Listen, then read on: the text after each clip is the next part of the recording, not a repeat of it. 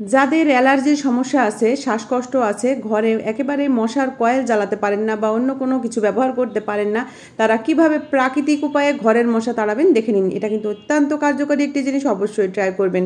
প্রথমে আমি নিয়েছি একটি পেঁয়াজ, আর একটি পেঁয়াজ কিন্তু অবশ্যই লাগবে, একটি বড় সাইজের পেঁয়াজ নিয়ে নেবেন এবং পেঁয়াজের মুখের অংশ এবং পিছনের অংশ এভাবে সমান করে কেটে নিতে হবে।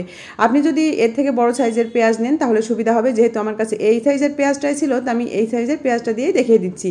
তো দেখুন আমি ওই পাশটা কেটে নিয়েছি এবং এই পাশটাও আমি এইভাবে ছিদ্র করে নিব এবং পেঁয়াজের ভেতর থেকে পেঁয়াজের ওই অংশগুলো বের করে নিব। তবে খেয়াল রাখতে হবে পেঁয়াজের আশেপাশে যেন ছিদ্র না হয়ে যায়। ঠিক এইভাবে পেঁয়াজের ভেতর থেকে খুব সাবধানে এর ভেতরটা খালি করে ফেলতে হবে। দেখুন আমি এইভাবে পুরোটাই কিন্তু খালি করে ফেলছি, যতটুকু সম্ভব আপনারা এভাবে খালি করে নেবেন। এখন কিন্তু পেঁয়াজের সিজন, আপনি আরও বড় সাইজের পেঁয়াজ পাবেন, বড় সাইজের পেঁয়াজ দিয়ে করবেন, তাহলে এটা দীর্ঘদিন চালাতে পারবেন। এবারে আমি কি করব, আমি এখানে নিয়েছি ন্যাপথলিন, একটি ন্যাপথলিন আমি নিয়ে নিলাম এবং ন্যাপথলিনটা গুঁড়ো করে নিব। এভাবে কাগজের ভিতরে দিয়ে একটু শক্ত কিছু দিয়ে আঘাত করলে খুব সুন্দরভাবে গুঁড়ো হয়ে যাবে।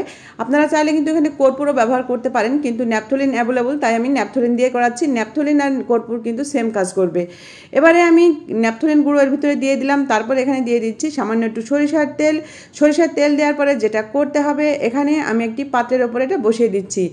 এবারে এখানে আমি নিয়ে নিচ্ছি লবঙ্গ, যেই লবঙ্গর মাথায় ফুল আছে বেছে বেছে সেই ধরনের লবঙ্গগুলো নিয়ে নেবেন। তারপরে লবঙ্গগুলো আমি এর ভেতরে দিয়ে দিচ্ছি। এইভাবে লবঙ্গর ফুলটা উপরের দিকে দিয়ে ঠিক এইভাবে আমি 4টি লবঙ্গ গেঁথে দিলাম। যদি বড় পেঁয়াজ হয় 7-8টি লবঙ্গ আপনারা এইভাবে দিয়ে দিবেন। এবারে তুলা নিয়েছি, তুলা যদি না থাকে আপনারা কিন্তু এখানে টিস্যু পেপারও ব্যবহার করতে পারেন, তবে তুলাই ভালো হবে। আমি সব রকমই বলে দিচ্ছি, আপনারা যেভাবে পারেন সেভাবে ট্রাই করে দেখতে পারেন। যদি তুলা টিস্যু পেপার কিছুই না থাকে তাহলে পাতলা সাদা সুতি কাপড় দিয়ে কিন্তু খুবই কাজে দিবে। এবারে আমি এখানে একটা তেজপাতা ছোট ছোট করে এভাবে কেটে এর ভিতরে দিয়ে দিলাম, আর এটা সলিতা আকার করে এভাবে এই তেলের ভিতরে ডুবিয়ে দিচ্ছি এবং কিছুটা তেল আমি এর উপরে দিয়ে দিচ্ছি যেন এর মাথাটা খুব সুন্দরভাবে ভিজে যায়। দেখুন ঠিক এইভাবে করে নেবেন, নেওয়ার পরে এটা জ্বালিয়ে দিবেন। এটা কখন জ্বালাবেন, যখন সন্ধ্যা লাগবে তখনই এটা জ্বালিয়ে দিবেন। দেখবেন এর একটি যে ধোঁয়া সৃষ্টি হবে, এই ধোঁয়ায় কিন্তু একটা মশা আপনার ঘরে প্রবেশ করবে না।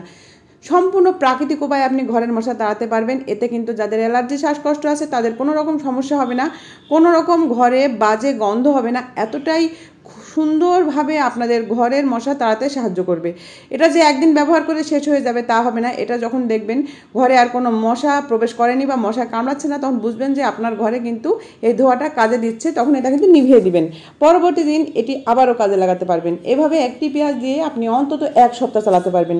ভিডিওটি অনেক উপকারী, অবশ্যই ট্রাই করবেন। ভালো লাগলে লাইক দিয়ে দিবেন, শেয়ার করে দিবেন, সবাইকে দেখার সুযোগ করে দিবেন। তো সবাই ভালো থাকবেন, চলে আসবো নিত্য নতুন টিপস নিয়ে। সেই পর্যন্ত বিদায় নিয়ে নিচ্ছি। আল্লাহ হাফেজ, আসসালামু আলাইকুম।